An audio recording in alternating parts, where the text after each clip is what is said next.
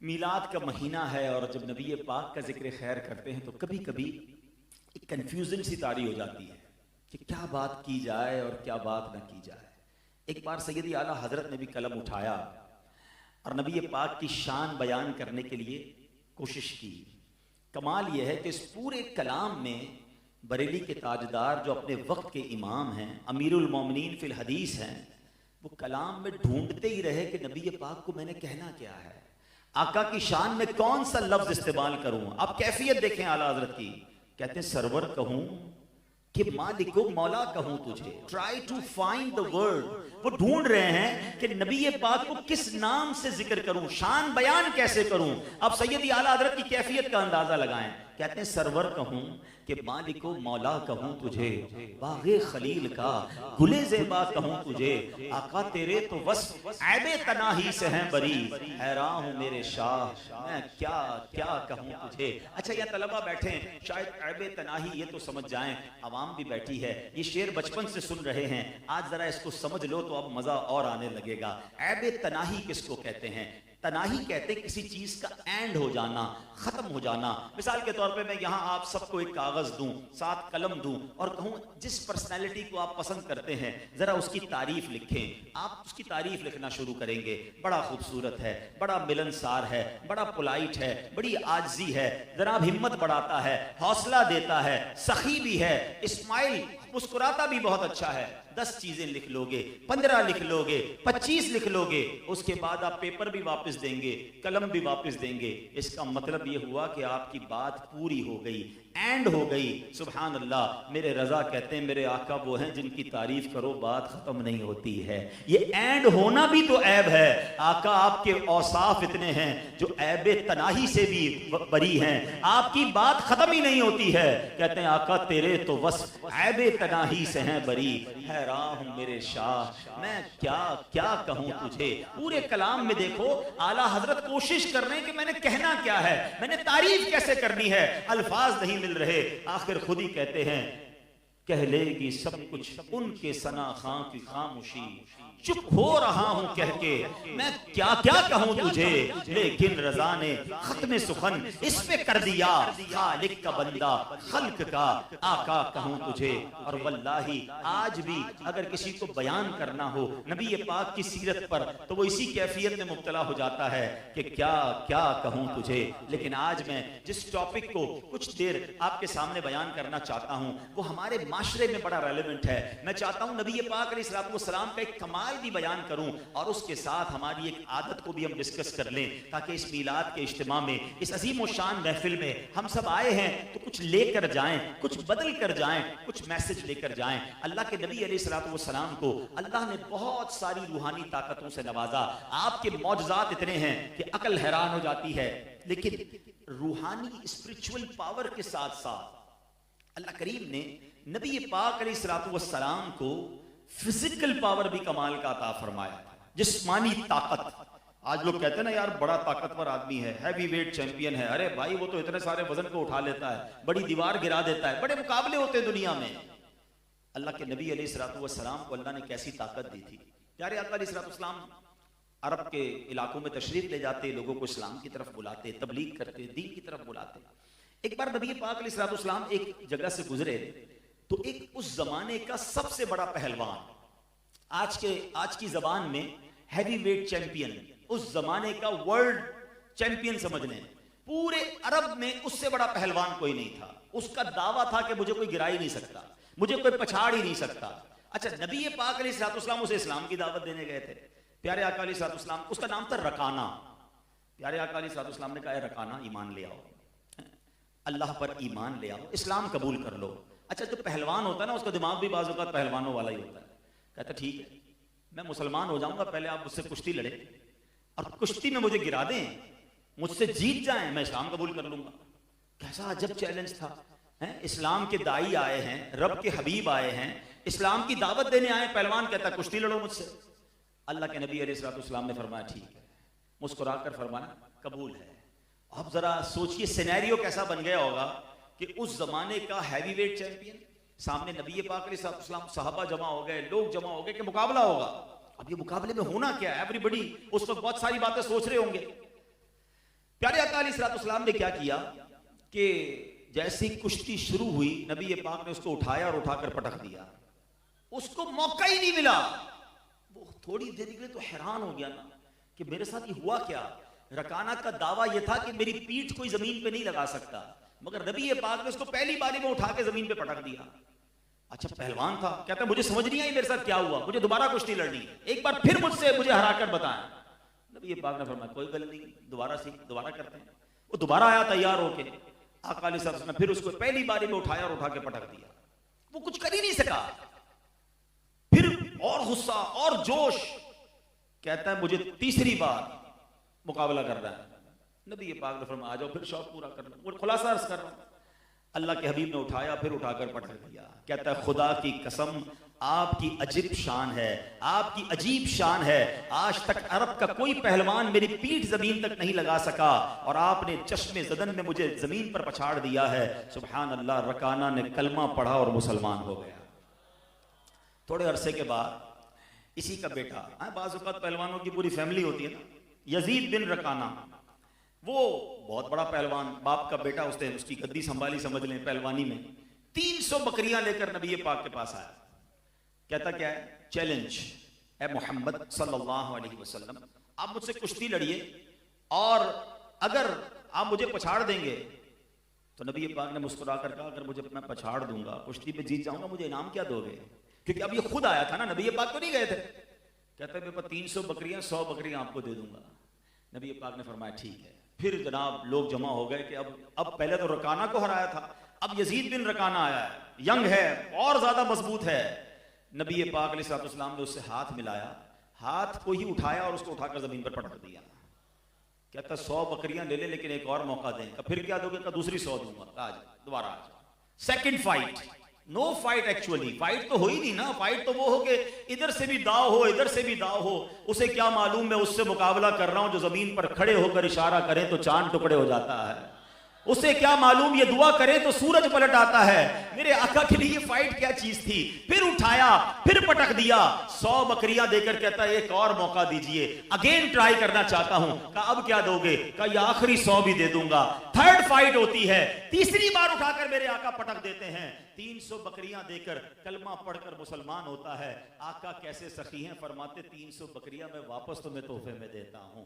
मेरे करीम से अगर कतरा किसी ने मांगा, दरिया बहा दिए हैं, दुर्बे बहा दिए हैं। प्यारे इस्लामी भाइयों, अल्लाह करीम ने रूहानी ताकत के साथ साथ अपने हबीब को जिस्मानी ताकत भी ऐसी अता फरमाई। बड़ा मशहूर वाकया है, उलमा से सुनते रहते हैं। ग़ज़वा खंदक का मौका था, सहाबा किराम जो है वो खंदक खोद रहे थे। कोई एक्सीवेटर नहीं मंगवाए गए थे, कोई मजदूर नहीं मंगवाए गए थे। हमारे यहाँ मस्जिद के लिए सिर्फ पैसे देने होते हैं, काम मजदूर करते हैं। सहाबा की शान देखो, अपने हाथ से काम किया, हाथों से मस्जिद बनाई, नबी पाक ने खुद ईंटें लगाई। इस तरह इस्लाम फैला है। अब ग़ज़वा खंदक का मौका, कुदाले चला रहे हैं और पोजीशन क्या है, कैफियत क्या है?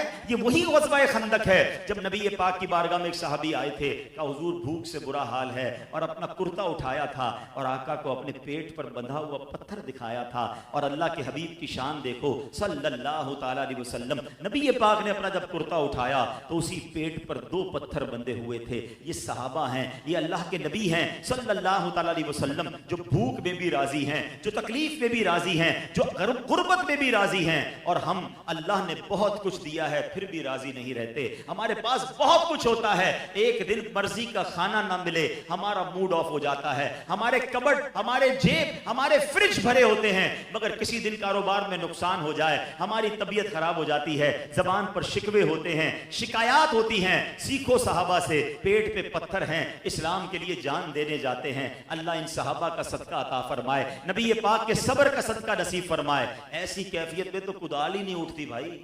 पेट पे पत्थर बंधा हो तो कहां से बंदा जमीन खोदेगा? सहाबा इस कैफियत में जमीन खोद रहे हैं। अब खोदते खोदते एक चट्टान आ गई, बड़ी रॉकी और बड़ी खतरनाक, कंक्रीट की समझ ले पत्थर आ गया। सबने कोशिश की, नहीं टूटा। अब अकल तो यह कहती है कि अगर टूट नहीं रहा तो किसी और मजदूरों को कुछ और इक्विपमेंट मंगवाया जाए जिससे तोड़े। मगर सहाबा को जब कोई प्रॉब्लम आती थी वो आका की बारगाह में आते थे, का हुजूर एक चट्टान आ गई है, वो टूट नहीं रही है। अल्लाह अल्लाह अकबर। अल्लाह के हबीब अलैहिस्सलाम आते हैं, रिवायतों में लिखा आका ने कुदाल उठाई, एक रिवायत के मुताबिक एक ही कुदाल मारी और उसको चूरा चूरा करके रख दिया। एक रिवायत के मुताबिक 3 बार मारा, कुदाल ये चट्टान भी टूट गई और उससे ऐसा नूर रोशन हुआ कि दूर दूर के शहर और महल्लात नजर आए। और ये भी बशारतें थी कि ये शहर भी बाद में फतह हो जाएंगे। तो बताना मकसद क्या है कि नबी पाक को रब करीम ने अजीम ताकतों से नवाजा था। हो सकता है किसी के जहन में सवाल आए कि जनाब ये टॉपिक तो बड़ा अच्छा है, लेकिन आज इसको डिस्कस करने की क्या वजह है। मैंने बहुत सोचकर ये मौजू आज सेलेक्ट किया है। आज दुनिया में किसी के पास ताकत आ जाए ना, चाहे वो जिस्मानी ताकत हो, चाहे इक्तदार की ताकत हो, चाहे माल की ताकत हो, उसके बाद होता क्या है कि उसका अंदाज ही बदल जाता है, उसका स्टाइल ही बदल जाता है, उसकी तो टोन ही चेंज हो जाती है। आजकल सुना है वो बॉडी बिल्डिंग जो करते हैं, जिम शिम जाते हैं, उसके बाद वो कपड़े भी ऐसे ही पहन रहे होते हैं जरा ताकि सामने वाले को नजर भी आए कि हजरत ने कितनी मेहनत की। और हर वक्त लड़ने के लिए तैयार भी होते हैं कि थोड़ा सा एक आधा पंच भी दिखाएं कि कैसा लगता है, इतनी मेहनत से बनाया है। ताकत आते ही लड़ाई का दिल चाहता है। अल्लाह के हबीब की ताकत आपने सुन ली है, मगर हाल ये है कि हजरत अबू उमामा रदी अल्लाह तआला अन्हु कहते हैं कि नबी पाक अलैहिस्सलाम जब अपने कमरे से बाहर आए, एक बार अपने काशाना नबूवत से बाहर आए, तो सब सहाबा ताजीम के लिए खड़े हो गए हैं। नबी पाक ने उन्हें देखकर पता क्या फरमाया, इस तरह ना खड़े हुआ करो जिस तरह अजमी लोग खड़े होते हैं, एक दूसरे की ताजीम के लिए वो लोग खड़े रहा करते हैं। मैं तो एक बंदा हूं और बंदे की तरह खाता हूं और बंदों की तरह बैठता हूं। अंदाज देखें, आजजी देखें, इनकिसारी देखें। अल्लाह ने हर किस्म के मकाम से नवाजा था, मगर मेरे आका सब के साथ आजजी के साथ पेश आते थे। मगर आज थोड़ा सा मकाम, थोड़ा सा मर्तबा, थोड़ी सी हिम्मत दे दी है, अगर ताकत दी है, अगर शोहरत दी है, अगर माल दिया है, अगर इज्जत दी है, तो वो रब ने दी है। इसका मतलब ये नहीं कि मेरा अंदाज ही बदल जाए, मेरी बातें ही बदल जाएं। अरे भाई अब तो हाल ये हो गया कि बंदा अगर दुनिया में थोड़ी तरक्की कर जाए, खास तौर पे पैसा आ जाए, तो अपने गरीब रिश्तेदारों को पहचानना छोड़ देता है। अब लोगों को शर्म आती है उसे, मैं कैसे बताऊं ये मेरा चाचा है जो पुराने कपड़ों में है, ये मेरे चाचा का बेटा है जो रक्षा चलाता है, मैं ये कैसे तारुफ कराऊं क्योंकि मेरा मकाम तो और है। अल्लाह अकबर, ये क्या है आज ये समझना जरूरी है। आजजी का अपोजिट पता है क्या है? आजजी का अपोजिट है तकब्बुर, इतराना, घुमंड। आज आजजी तो नजर नहीं आ रही, मगर तकब्बुर बहुत नजर आ रहा है, और ये कितना बड़ा गुनाह है। अब मैं अपने बयान को अगले फेस में ले जा रहा हूं और कोशिश करूंगा चंद मिनटों में 3 चीजें डिफाइन करने की। सबसे पहले हम ये समझेंगे कि तकब्बुर गुनाह कितना बड़ा है। इसकी जब तक आपको शिद्दत पता नहीं चलेगी, जब तक इसको छोड़ने का जी नहीं चाहेगा। सेकेंडली हम ये जानेंगे कि तकब्बुर कैसे होता है, रीजन क्या है, और थर्डली फिर ये जानेंगे कि कहीं मैं और आप मुब्तला तो नहीं। एक छोटा सा लेबोरेटरी टेस्ट आपस में करेंगे। जी हाँ, हैं cholesterol, blood pressure, sugar test करवाते हो ना, सेहत के लिए टेस्ट कराना चाहिए, अच्छी बात है। लेकिन हम इन बीमारियों के बारे में बहुत ज्यादा कॉन्शियस हैं। मेरा सवाल है, ये बीमारियां क्या बिगाड़ लेंगी आपका? एंड ऑफ द डे जान ले लेंगी ना।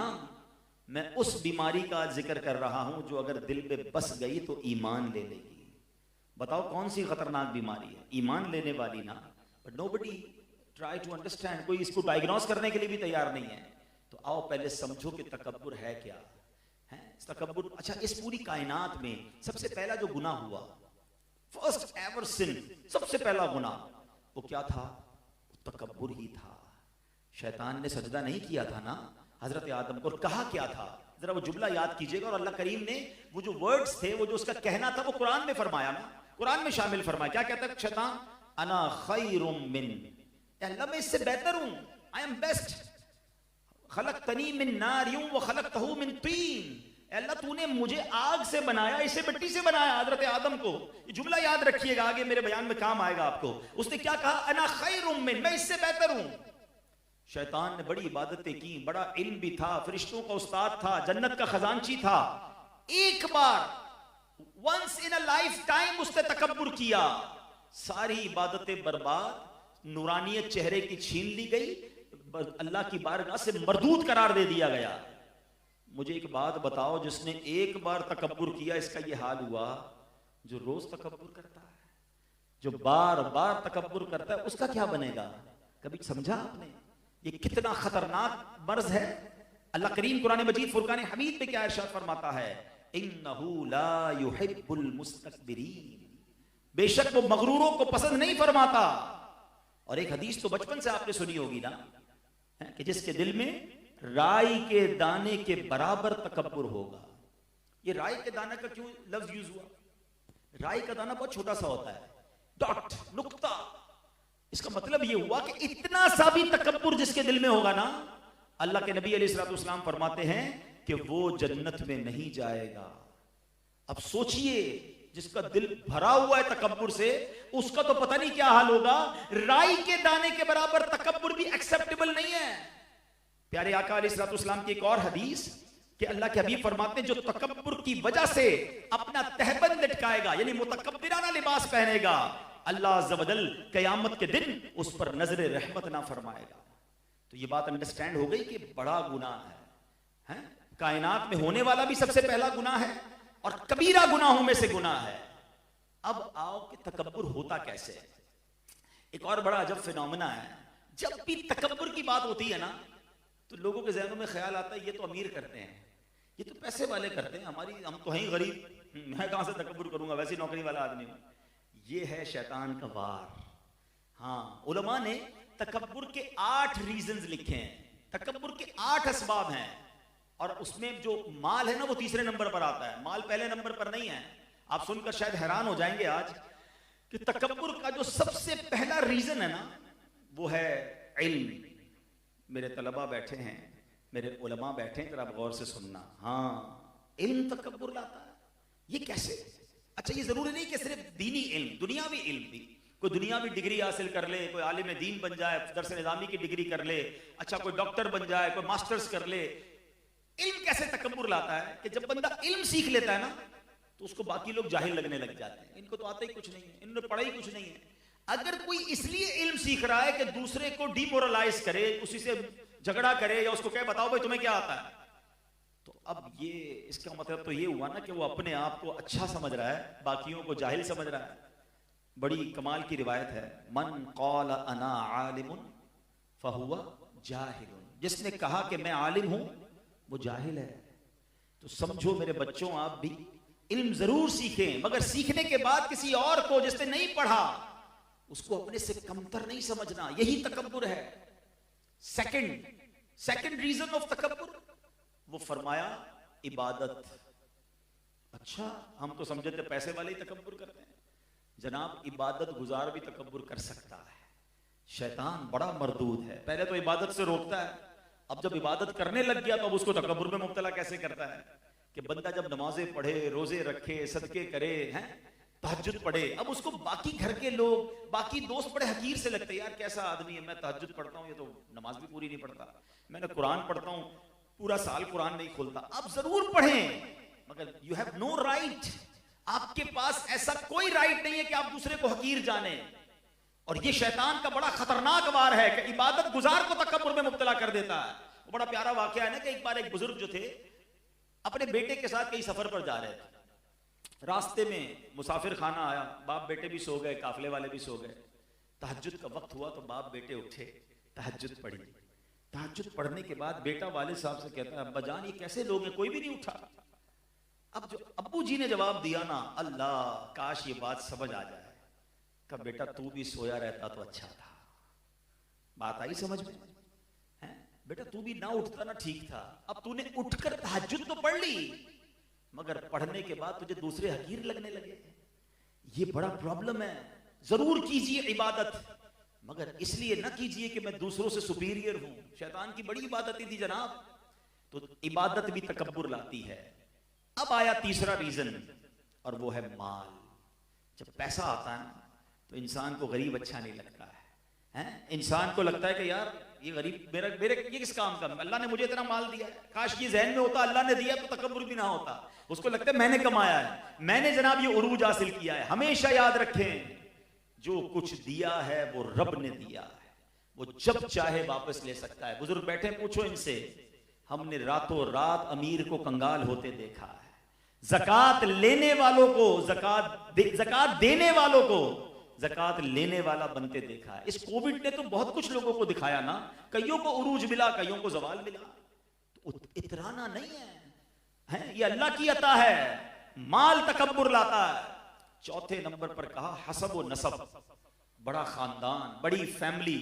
पैर ही नहीं देते भाई, हमारा खानदान बहुत ऊंचा है, हम तो बड़े खानदान वाले, इसका तो खानदान वो फला फैमिली से ताल्लुक रखता है। अल्लाह अकबर, जरा सोचो, मेरे आका अलैहिस्सलाम ने हज्जतुल विदा के मौके पर जो तारीखी खुतबा फरमाया था, उस वक्त ये शानदार ऐलान किया था कि इस्लाम आया इसलिए है कि अब ये जो हसब व नसब का तकब्बुर है, तफाखुर है, इसको खत्म करने इस्लाम आया है कि कोई कबीला किसी कबीले से अफजल नहीं है। अल्लाह की बारगाह में मुकर्रब वो है जो ज्यादा तकवे वाला है। मगर आज भी ये बीमारी मौजूद है कि मेरा खानदान ऊंचा, इसका खानदान नीचा, और ये हसब और नसब भी तकब्बुर लाता है। और जो ये हसब नसब पर तकब्बुर करते हैं ना फैमिली वाइज, फिर कभी कभी हमने देखा है ऐसी गलती होती है कि किसी को मुंह दिखाने जैसे भी नहीं रहते, फिर किधर जाता है खानदान। तो कभी इस पर तकब्बुर नहीं करना चाहिए। पांचवा रीजन जो उलमा कहते हैं, ओहदा मनसब, किसी को कोई ओहदा मिल जाए, कोई मनसब मिल जाए, इंसान फिर तकब्बुर में गिरफ्तार होता है। हालांकि ये ओहदे, ये कुर्सियां, ये चंद दिनों की होती हैं, इस पर तकब्बुर नहीं करना चाहिए। छठा, कामयाबियां। जब बंदे को धड़ाधड़ कामयाबियां मिले ना, अरे भाई मैं तो पत्थर को हाथ लगाता हूं सोना हो जाता है, जो डील करता हूं फायदा ही फायदा होता है, जो फैसला करता हूं कमाल का होता है। अभी एक आइटम खरीदी, हर कोई मना कर रहा था, मैंने खरीदी, देखो पैसे बढ़ गए, ये मुझे ऐसा पता है। ये इंसान को मुब्तला करता है तकब्बुर में। अरे तुम्हारी क्या औकात है, मेरी क्या औकात है, अल्लाह मेहरबानियां कर रहा है और तुम इतराते जा रहे हो।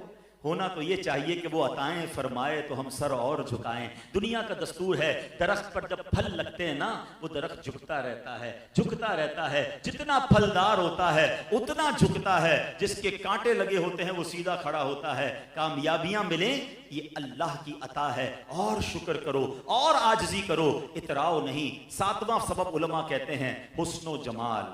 कोई खूबसूरत अल्लाह ने किसी को बनाया, उसके भी स्टाइल अजीब गरीब हो जाते हैं, उसको कोई सांवला आदमी अच्छा नहीं लगता है, कहता है यार देखो इसका रंग कैसा है, इसका कद कैसा है, इसका अंदाज कैसा है। तौबा तौबा तौबा। अरे अल्लाह के बंदों, अगर अल्लाह ने तुम्हें अच्छी शक्ल सूरत दी है ना, तो अल्लाह का और शुक्र अदा करो कि अल्लाह ज़वाले नेमत से बचाना, और मेरे मालिक इधर तो अच्छी शक्ल दे दी, कयामत में भी चमकता चेहरा देना। क्या फायदा ऐसी शक्ल का कि इधर खूबसूरत शक्ल हो और कयामत के दिन चेहरा सियाह हो जाए। अल्लाह उस दिन की खूबसूरती अता फरमाए, उस दिन का चमकता चेहरा अता फरमाए। कितनी प्यारी दुआ हमें इस्लाम सिखाता है। आईना देखो तो दुआ करो, अल्लाहुम्मा हस्सनत खल्की फहस्सिन खुलुकी। ए अल्लाह, मेरा चेहरा तो अच्छा बना दिया, मेरे अखलाक भी अच्छे कर दे। ए अल्लाह, चेहरा तो अच्छा बनाया, बातिन भी अच्छा कर दे। तो कभी भी अगर अल्लाह ने हुस्न जमाल दिया है तो तकब्बुर न करना। हमने अच्छे अच्छे चेहरों वालों को बीमारियां लग के चेहरे बिगड़ते देखा, बिस्तर पर पड़ते देखा, और जमीन खा गई। नौजवान कैसे कैसे हुए नामवर, बेनिशान कैसे कैसे, उसी 2 गज की कब्र में मट्टी के अंदर वो खूबसूरत भी चला जाता है। तो इतराना नहीं है। 8वां रीजन, और वो है ताकत, जो मैंने आज बयान किया कि आका के पास कैसी ताकत थी और आजिज़ी कैसी थी। अब आखिरी हिस्सा मेरे बयान का है। बयान में आपने ये भी सुन लिया कि तकब्बुर कितना बुरा है, ये भी सुन लिया होता किस वजह से है। अब पता है शैतान दिलों में ख्याल डाल रहा होगा, मौलाना साहब ने बयान तो बहुत अच्छा किया है, मगर मैं तो तकब्बुर नहीं करता। हाँ, तकब्बुर वाले लोग वाकई अच्छे नहीं होते, होना नहीं चाहिए, इट्स रॉन्ग, वेरी बैड। चलो मैं थोड़ा सा लेबोरेटरी टेस्ट कर लेते हैं। मैं कुछ निशानियां बता देता हूं। ऐसे तो बहुत सारी निशानियां, टाइम काफी हो गया, मुझे अब कंक्लूड करना चाहिए, लेकिन मैं अब आपको कुछ निशानियां बता देता हूं और चेक कर लेते हैं एक दूसरे को कि कहीं मैं और आप तकब्बुर तो नहीं करते। अगर नहीं करते तो सुभान अल्लाह, अल्लाह तेरा शुक्र, और अगर फील हो रहा है कि देयर इज समथिंग रॉन्ग तो फिर इलाज करना है और घबराना नहीं। आज पूरा इलाज करके जाऊंगा इंशाल्लाह, निशानी भी बताऊंगा, आखिर में इलाज भी बता दूंगा इंशाल्लाह, और वो भी अल्लाह के हबीब अलैहिस्सलाम की हदीस से और उलमा की किताबों से ही अर्ज करूंगा। अब सुन ले जरा निशानियां। पहली निशानी कि बंदा जो है ये पसंद करे कि जब मैं कहीं जाऊं तो मेरे लिए लोग खड़े हो जाएं। अब अपने दिल से पूछें कि अगर हम कहीं जाते हैं और लोग खड़े नहीं होते तो फील क्या होता है कि यार खड़े भी कोई नहीं हुआ, इज्जत वाली जगह पे भी नहीं बिठाया, पूछा भी नहीं। ये इसका मतलब पता है कि इसके पीछे रीजन क्या है। मैं इनसे बेहतर हूं ना, ये खड़े हो ना, मैं अफजल हूं, ये मफजूल है, ये मेरे बाद हैं। तो ये तकब्बुर की भी तारीफ क्या है। वो जुमला याद है ना जो शैतान ने कहा था, अना खैरुम मिन, मैं इससे बेहतर हूं। और ये जो खड़े होने वाली आदत है ना, ये मेरे आका को इतनी नापसंद थी। यानी कोई खड़ा हो जाए वो गलत नहीं है, लेकिन जो खड़े होने को पसंद करता है और ना खड़े होने को बुरा समझता है, उसके बारे में नबी पाक अलैहिस्सलाम फरमाते हैं, तिरमिज़ी शरीफ की हदीस है, जिसको ये खुशी हो कि लोग मेरी ताजीम के लिए खड़े रहें, वो अपना ठिकाना जहन्नम बना ले। लोग बाकायदा नाराज होते हैं, आकर महफिल से वापस चले जाते हैं, कहीं प्रोटोकॉल ही नहीं दिया, कोई वीआईपी जगह पर ही नहीं बिठाया, हाथ मिलाया नहीं, दरवाजे तक छोड़ने नहीं आए। पूछो अपने दिल से ये वजह क्या है? ये तकब्बुर तो नहीं, खास तौर पे। अच्छा, ये सिर्फ उलमा का प्रॉब्लम नहीं है, नाखवानों का प्रॉब्लम नहीं है। आप भी अपने ससुराल जाते हैं, उधर आप वीआईपी होते हैं दामाद साहब, और उधर तो ससुराल वालों का हाल किया हुआ होता है। ना किया करो ऐसा। हाँ, वो दिल से नहीं खड़े होते, वो टेंशन में ही होते हैं। वो कैसा बंदा है जो अपने ससुराल वालों को टेंशन में डालता है? मोमिन तो आसान होता है। फिर सोचो, तकब्बुर तो नहीं कि मुझे गेट तक छोड़ने क्यों नहीं आया, मुझे अच्छी टेबल पे क्यों नहीं बिठाया। उनको फील करवाओ ना कि जिस तरह आपके और बेटा है, इस तरह मैं भी आपका बेटा हूं। मुझे मेरे लिए फिक्र ना किया करें, मैं अपने आका का उम्मती हूं। मेरे आका तो गुलाम के घर चले जाते थे, और अब हम हैं कि हमारी टोरी खत्म नहीं होती। एक तरफ तो कहते हैं आका का गुलाम हूं, दूसरी तरफ नबी पाक आजी का पैकर। हमारा अंदाज ही डिफरेंट है। सोचो, अगर ये आदत है तो ये तकब्बुर की अलामत है। दूसरी एक बड़ी खतरनाक, कि बंदा कहे कि मैं किसी को सलाम ना करूं, लोग मुझसे सलाम करें। मैं किसी से मिलने क्यों जाऊं? उसको मिलना है तो मुझसे मिले ना। ये जो जुमला है, ये क्या है? इसका मतलब क्या है कि मैं अफजल हूं, मैं आला हूं, ये मुझे सलाम करें। मैं क्यों पहले सलाम नहीं करते? पहले सलाम मुझे दूसरे लोग आके सलाम करें, और मैं किसी से मिलने जाऊं, ये मेरी इज्जत कम हो जाएगी। उनको आना चाहिए मुझसे मिलने। अल्लाह अकबर। अब बताओ, ये टेस्ट कुछ रिपोर्ट आ रही है सामने, गड़बड़ लगती है यार। ये तो कभी कभी हो जाता है। और अब मैं आपको बताऊं, जिस नबी के उम्मती हो ना, आका का तरीका क्या था? वो तो सबसे अफजल है ना, सबसे आला है। खल्क से औलिया, औलिया से रसूल, और रसूलों से आला हमारा नबी। आका की शान यह है कि सहाबा कहते हैं, हम जब भी आका की बारगाह में जाते, इससे पहले कि हम सलाम अर्ज करते, नबी पाक खुद सलाम में पहल फरमा देते।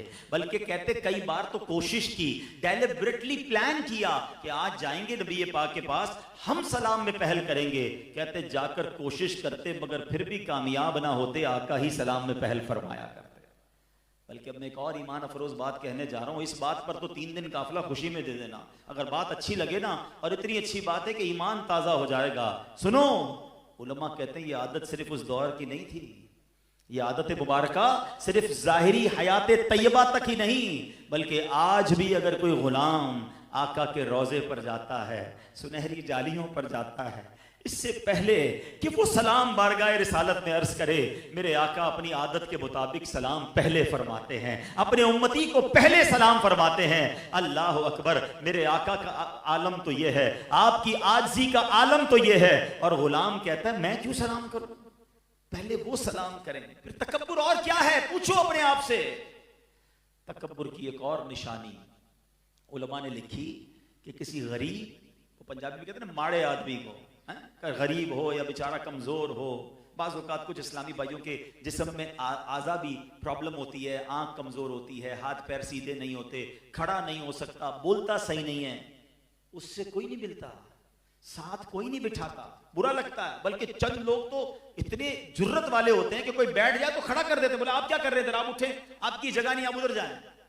अपने मुलाजिमीन को बाज़ औक़ात कोई अपने बराबर में नहीं बिठाता, अपनी गाड़ी भी बराबर में नहीं बिठाते, कहते पीछे हैं, मेरे बराबर में तुम कैसे बैठ गए, खाना मेरे बराबर में बैठ के कैसे खा रहे हो।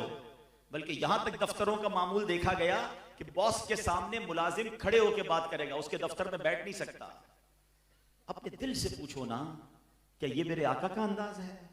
मेरे आका का अंदाज क्या था मैं बताता हूं। नबी पाक अलैहिस्सलाम की बारगाह में एक हबशी गुलाम आया। हबशी आकर कहता, हुजूर मेरे घर पे आपकी दावत है, दावत करनी है आपकी, पुरानी सी चर्बी है, थोड़ी खजूरें हैं, आप मेरे घर आएंगे? अब हमें भी याद आना चाहिए कि कभी हमारे घर में हमारे किसी मुलाजिम ने, हमारे ऑफिस के किसी मुलाजिम ने, किसी गरीब रिश्तेदार ने, किसी गरीब नमाजी ने, किसी मस्जिद के खादिम ने भी कभी कहा होगा कि साहब ज़रा मेरे घर महफिल है, बच्ची की शादी, आप आएंगे? तो उस वक्त हमने क्या जवाब दिया था कि नहीं यार मैं मसरूफ़ हूँ, टाइम नहीं है, फिर कभी। हैं, अमीर आदमी की दावत पर सबसे पहले पहुँचना है, गरीब के लिए टाइम नहीं है। उस गरीब ने तो मेन्यू भी बता दिया था कि हुजूर खजूर और चर्बी है।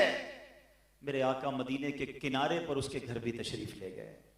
नबी पाक अपनी सवारी पर अपने खादिम को साथ बिठाते थे। और हम हैं कि बराबर में किसी को बिठाने के लिए तैयार नहीं। अपने दिल से पूछो ना कि ये क्या है, तकब्बुर नहीं तो क्या है, और तकब्बुर कितना बड़ा गुनाह है, ये मैं पहले बता चुका हूं। बनी इसराइल में एक शख्स था, उसको उसके इतनी नेकियां थी कि वो जिधर जाता था ना उसके साथ बादल चलता था, साया करता था। अल्लाह पाक ने इतना बड़ा मर्तबा दिया था उसको, बड़ा नेक आदमी। एक गुनाहगार शख्स उसी शहर में रहता था। उसके दिल में ख्याल आया, यार मैं कितना गुनाहगार हूं और ये कितना नेक है, ये जिधर जाता है इसके साथ बादल जाता है, मेरे तो गुनाह ही गुनाह है। ऐसा करता हूं मैं इस नेक आदमी के बराबर में जाके बैठ जाता हूं, इस पर जो रहमत बरसेगी मेरा भी काम हो जाएगा। इसके दिल में क्या था? आजजी, इनकिसारी है कि दाना खाक में मिलकर गुले गुलजार होता है। ये बंदा जाकर उस अजीम शख्स जिसके सर पर बादल साया फिगन रहता था, साकर बराबर में बैठ गया। लेकिन उस नेक बंदे के दिल में तकब्बुर आ गया। वो पता है क्या कहता है उसको कि तुम मेरे बराबर में, तुम इधर कैसे, तुम्हारे इतने गुनाह और मेरे बराबर में बैठ गए, खड़े हो जाओ। उसने उस बंदे को खड़ा किया। अब पता है क्या हुआ? जैसे ही वो गुनाहगार खड़ा हुआ ना, जो बादल था वो गुनाहगार के साथ जाना शुरू हो गया। अल्लाह के नबी को वही की गई कि जाकर दोनों को बता दीजिए कि आज से ये दोनों अपने आमाल जीरो से दोबारा से शुरू करें। सारे आमाल नल एंड वाइड कर दिए गए। गुनाहगार ने आजिज़ी की थी, इनकिसारी की थी, तौबा करने की नीयत थी, अल्लाह ने इसके सारे गुनाह माफ कर दिए। जो नेक था उसने तकब्बुर किया, अल्लाह ने सारी नेकियां बर्बाद कर दी। अब सोचो, ये है तकब्बुर। जो साथ नहीं बिठाते ना, जो पसंद नहीं करते, पूछो अपने आप से। बल्कि मैं तो मशवरा दूंगा आपको कभी भी कोई आपका गरीब मुलाजिम दावत दे, घर बुलाए, मौका निकाल के जाया करो। उनके दिल में जो खुशी दाखिल होती है ना, पूरे घर में खुशी की लहर होती है। सारी जिंदगी वो याद करेंगे, मेरा बॉस आया था, मेरे भाई आए थे, जानने वाले वो आए थे। जिस अमीर के नहीं जाओगे ना, पहले 500 आदमी 1000 आदमी गया हुआ है, वो कोई आपको आपके ना जाने पर गैर हाजिरी नहीं लगेगी, उधर हाजिरी याद रहेगी। और ये लोगों के दिल से जब दुआएं निकलती हैं ना, फिर देखो कैसा बेड़ा पार होता है। एक और मशवरा दूंगा, कभी कभी मस्जिद में, इलाके में, खानदान में कुछ ऐसे लोग मिलते हैं जो बेचारे, उनकी बाजू का, हमारी मेमनी में कहते हैं लाड़ निकल रही होती है, थूक वगैरह निकल जाता है, हाथ टेढ़े मेढ़े होते हैं, बोल सही नहीं सकते हैं, चलते भी सीधे नहीं हैं, उनसे कोई नहीं मिलता। दूर दूर से आपने देखा होगा लोग निकल जाते हैं। आप जाएं और उनको सीने लगा लें। अब एक बार करके देखें, वल्लाह अल्हम्दुलिल्लाह मैंने किया है, आपको रो पड़ेगा बंदा, उसकी आंखों में आंसू आ जाएंगे। शायद उसको अरसे बाद किसी ने सीने लगाया होगा, किसी ने खैरियत पूछी होगी। हम नहीं पूछते। मस्जिद के खादिम से कौन पूछता है कि आपकी तबीयत कैसी है, आप ठीक हैं, खैरियत से हैं, मैं आपकी कोई खिदमत कर सकता हूँ? कभी मोहब्बत से मिले उससे। रोज हमारे लिए पोंछा लगाता है, किसी के पास टाइम नहीं है। कभी हम चौकीदार से नहीं मिलते, कभी खादिमों से नहीं मिलते हैं। वो एक वाकया मैंने पहले भी बयान किया था कि एक बार कराची में हालात अल्लाह पाक खैर फरमाए, अब तो काफ़ी अच्छे हो गए। एक बार ईद की नमाज थी तो पुलिस वाले लगाए गए मस्जिद के बाहर। जब ईद की नमाज ख़त्म हुई तो पुलिस वाले ने इंटरव्यू दिया कि आज मेरी बच्ची बीमार थी घर पे, उसकी तबीयत बहुत ख़राब थी, मगर आज ईद के दिन ड्यूटी लगा दी गई मेरी, मैं मस्जिद में बाहर खड़ा हूँ, 500 आदमी नमाज के लिए अंदर गए, ईद पढ़ी, सब ने एक दूसरे को मुबारकबाद दी, किसी एक ने भी मुझे ईद मुबारक नहीं कहा। वो ये कहकर रो पड़ा, कहता मैं मुसलमान नहीं, मैं इनकी खिदमत के लिए खड़ा हुआ हूँ, मुझे कोई नहीं पूछता। ये ना किया करो। हम तो हाथ भी उसी से मिलाते हैं जिसको जानते हैं, सलाम भी उसी को करते हैं जिसको पहचानते हैं। गरीब आदमी से कौन मिलता है? अरे इनकी दुआएं लो। ये हर बार पैसे से ही मदद नहीं की जाती। थोड़े मोहब्बत के 2 बोल, प्यार, हौसला, हिम्मत, वो जिंदगी भर याद रखता है। अपने दिल से तकब्बुर को खत्म करें प्यारे इस्लामी भाई, मारे जाएंगे, बर्बाद हो जाएंगे, जिंदगी खत्म हो जाएगी अगर ये तकब्बुर दिल में लेकर चले गए। आज मैं भी नियत करूं और आप भी नियत करें, अल्लाह मुझे और आपको नबी पाक की आजिज़ी का सदका अता फरमाए। नात का शेर तो बहुत पढ़ते हैं, तेरी आजिज़ी पे लाखों, तेरी सादगी पे लाखों, हो सलाम आजजाना मदनी मदीने वाले। अमल भी तो करें ना। आज इस इज्तिमा में मेरा मकसद ये था ये बयान करने का कि आज बदल कर जाए। आज से हम अपने अंदर से ये बात खत्म कर दें कि मैं सबसे बेहतर हूँ, मैं सबसे बुरा हूँ, कोई सब मुझसे बेहतर है, ये ज़हन बना लो। किसी को अपने आप से कम नहीं समझना है। क्या मालूम अल्लाह की बारगाह में कौन कितना मर्तबा रखता है। प्यार से मिलें, मोहब्बत से मिलें, झाड़ना, झड़कना, डांटना और ये बात बात पर नाराज होना छोड़ दीजिए। और भी निशानियां बहुत सारी हैं, लेकिन अब टाइम काफी हो गया, तो अल्लाह करे कि दिल में उतर जाए मेरी बात। और ये तो एक मैंने बीमारी बताई है जो ईमान बर्बाद कर सकती है। ऐसी कई बीमारियां हैं जो मुझे और आपको सीखनी है और फिर उस पर अपने आप को बचाना भी है। तकब्बुर के अलावा उजुब है, खुद पसंदी है, हसद है, बदगुमानी है, गीबत है। दिल के अंदर बड़ी बुराइयां हम पाल के बैठे, पता ही नहीं है। किसी को आज शायद पहली बार पता चला होगा कि यार ये भी तकब्बुर होता है और ये भी इसकी निशानी है। मैं तो यार ये भी करता हूं, अब नहीं करूंगा। तो पता है तो नहीं करेंगे ना। तो जरा आप जिस तरह डॉक्टर के पास जाकर अपनी बॉडी का चेकअप कराते हैं, जरा फैजान मदीना में आ जाएं, वहां भी एक अजीम सर्जन बैठा हुआ है, हाँ, जो लाखों को शिफा दे चुका है और उसकी शिफा अभी भी जारी है। आओ उसकी बारगाह में, वो दिलों के हाल जानता है, वो दिलों की बीमारियां बताता है और उसका इलाज भी कर देता है। अल्हम्दुलिल्लाह। और ये इस इलाके वालों के तो करीब ही है ना, तो अब भी माशाल्लाह मदनी मुज़ाकरे जारी हैं। फैज़ान मदीना आएँ। और एक और आखिरी मशवरा देता हूँ कि जो मैंने बयान किया, ये किताब का नाम ही तकब्बुर है। ये तकब्बुर किताब ले लें, इसमें पूरे डिटेल के साथ इसकी सिम्टम्स भी बयान हुए, इसकी निशानियां बयान हुई, इलाज बयान हुआ। आप पढ़ेंगे तो अंदाजा होगा ना। और उसके साथ फिर रियाकारी, इसकी भी अलग किताब है, हसद इसकी अलग किताब है, बदगुमानी इसकी अलग किताब। कमाल कर दिया दावत इस्लामी वालों ने, छोटी छोटी किताबें लिख दी हैं। एक पूरी किताब पढ़ लो तो पूरा मरज समझ आ जाता है, उसी मरज का निशानियां भी हैं, इलाज भी लिखा हुआ है। तो अल्लाह करे कि हम इस पर अमल करने वाले बने। आखिर में इलाज बता देता हूं, 2 इलाज है। वैसे तो हर बातनी बीमारी का इलाज है, वो सब में काम आएगा। ये वो वाली दवाई है जो सब जगह काम आती है, डॉक्टर एक दवाई तो देता ही देता है। ये कंपलसरी वाली दवाई है और ये है दुआ। अद्दुआ बुखुल इबादा, दुआ इबादत का मग़ज़ है। आप दुआ करते रहा करो, या अल्लाह मेरे दिल को तकब्बुर से पाक कर दे, अल्लाह मुझे आजिज़ी का पैकर बना दे, मेरे दिल को सारी बीमारियों से बचा ले, जिस्मानी बीमारियों से भी बचा ले, बातनी बीमारियों से भी बचा ले। वो करीम है, जब आप दुआ करेंगे वो करम फरमाएगा। पहला इलाज तो ये है। दूसरा इलाज ये है कि आप सलाम को आम करें। जिसको जाने जिसको ना जाने, आगे बढ़ के खुद सलाम करें, हाँ खुद पहल करें, अस्सलाम वालेकुम व रहमतुल्लाह। कभी कभी मौका मिले तो सीने लगा लें। और जैसे मैंने कहा ना, गरीब मिस्कीन इस तरह का कोई बंदा नजर आए, उसको ज्यादा तवज्जो से मिले।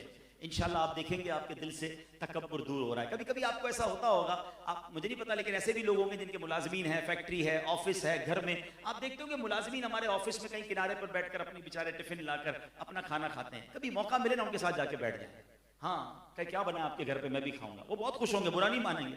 2-3 निवाले उनके घर के खा लो, थोड़ा उनके साथ बैठें, आपका दिल भी इंशाल्लाह नीचे आएगा, तकब्बुर खत्म होगा, उनके दिल में भी खुशी दाखिल होगी। तो ऐसे लोगों के साथ बैठकर खाना खाएं, इन्हें मोहब्बत से मिलें। ये वो अंदाज हैं जो मेरे आका के थे। और फिर इसमें याद मुस्तफ़ा भी है, नबी पाक की याद भी है कि मेरे आका अपने गुलामों के साथ खाना खाया करते, उनके घर जाया करते, उनको सवारी पर बिठाया करते। तो इंशाअल्लाह ये सब बेहतर हो जाएगा। अल्लाह मेरे दिल को भी तकब्बुर से पाक कर दे, आपको भी पाक कर दे और हम सबको आजिज़ी का पैकर बनाए। आखिर में एक बार फिर मैं शुक्रिया अदा करूँगा माशाअल्लाह इस कमेटी का, इतना शानदार इज्तिमा किया। और फजल भाई बता रहे थे कि एक छोटी सी वीडियो प्रेजेंटेशन है हमारे इस जामिया की, पहले वो देखते हैं और फिर हम इंशाअल्लाह दुआ की तरफ चलेंगे। सल्लु अलल हबीब।